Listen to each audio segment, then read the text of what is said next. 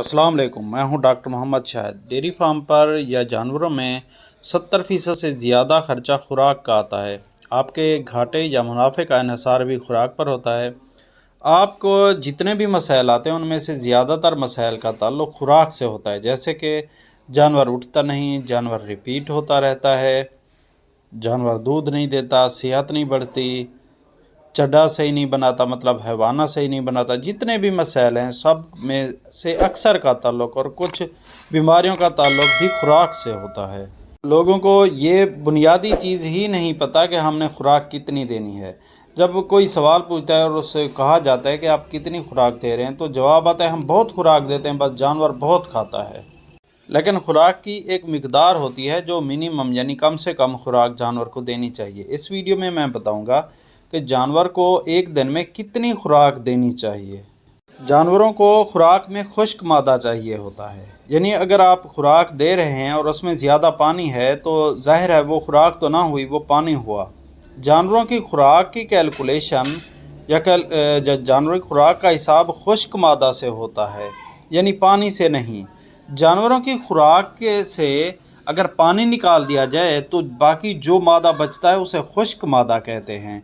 खुश्क मादा की बुनियाद पर कैलकुलेशन की जाती है या ये बताया जाता है कि जानवर कितनी खुराक खाएगा और उसको कितनी खुराक चाहिए।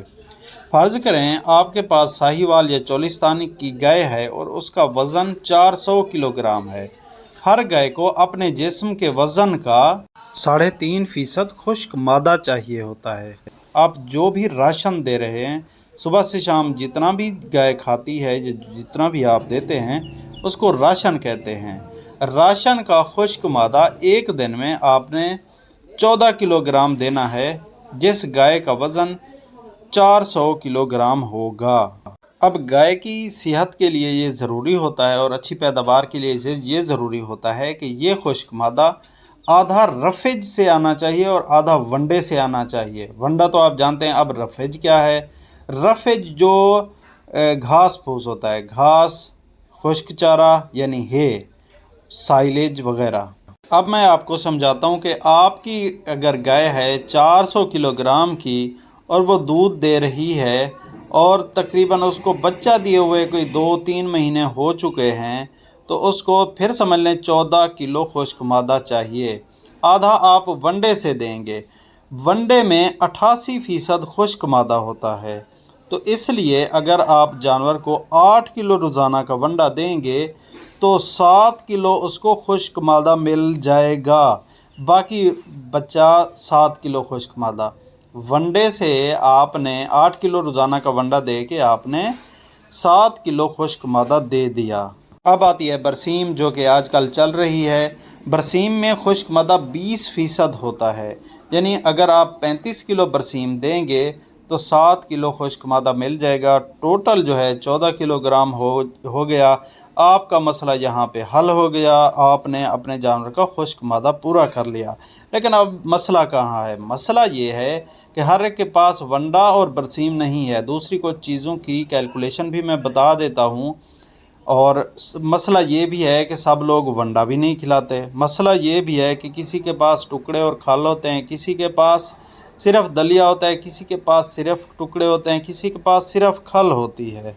अगर आप वंडा नहीं लेते तो कोशिश करें खल और टुकड़े या खल और दलिया, यानी ऐसी चीज़ें मिक्स करके आप दें जिनमें प्रोटीन और एनर्जी दोनों सोर्सेज हों। प्रोटीन का एक अलहदा टॉपिक है, वो मैं अलहदा वीडियो बनाऊंगा। अब इस तरह इस कैलकुलेशन के हिसाब से अगर आपने वंडा 8 किलो से कम करना है, यानी 4 किलो करना है, तो फिर आप उस हिसाब से बरसीम को 35 किलो से बढ़ा देंगे। दूसरी थोड़ी सी कैलकुलेशन भी मैं बता देता हूँ। अगर आप वंडा 4 किलो देते हैं और वनडे में चूँकि 88% खुश्क मादा होता है, तो 3.5 किलोग्राम खुश्क मादा वनडे से आपने दे दिया। आप 2 किलो हे यानी खुश्क चारा देंगे। खुश्क चारा में खुश्क मादा 85% होता है। इस तरह 2 किलो से 1.7 किलोग्राम खुश्क मादा निकल आएगा। बाकी बचा 8.8 किलो आपने देना है या 9 किलो खुश्क मादा देना है। वो आप 44 किलो बरसीम डालेंगे तो 9 किलो खुश्क मादा और दे देंगे। इस तरह जानवर का इस फार्मूले के तहत 14 किलो खुश्क मादा पूरा हुआ। اب میری ہمدردیاں ان لوگوں کے ساتھ ہیں جن کو سمجھ نہیں آئی، تو ان کے لیے عرض ہے آپ کم از کم 3 سے 4 کلو روزانہ کا جانوروں کو ونڈا کھلائیں، دودھ دینے والے جانوروں کو، اور ساتھ ہی اگر برسیم کا یا دوسرا لوسن وغیرہ کا چارہ ہے تو وہ آپ 50 سے 60 کلو گرام دیں گے، اور اگر جوار باجرہ مکئی کا چارہ ہے یعنی گرمیوں میں تو وہ آپ تقریباً کوئی 40 کلو روزانہ کا چارہ کھلائیں گے تو آپ کے جانور کی خوراک پوری ہوگی۔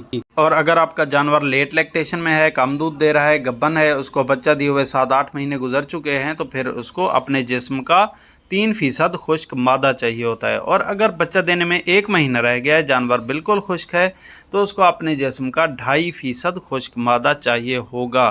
ان ٹاپکس پہ میں علیحدہ ویڈیوز بناؤں گا۔ ساری ویڈیو میں نے توڑی کا ذکر اس لیے نہیں کیا کیونکہ اس میں پروٹین اور غذائیت نہ ہونے کے برابر ہوتی ہے۔ پروٹین 3% اور انرجی بھی بہت کم ہوتی ہے۔ اس کو صرف جانور کا معدہ یعنی پیٹ بھرنے کے لیے ڈالا جاتا ہے۔ بہت بہت شکریہ، ملتے ہیں اگلی ویڈیو میں، اللہ حافظ۔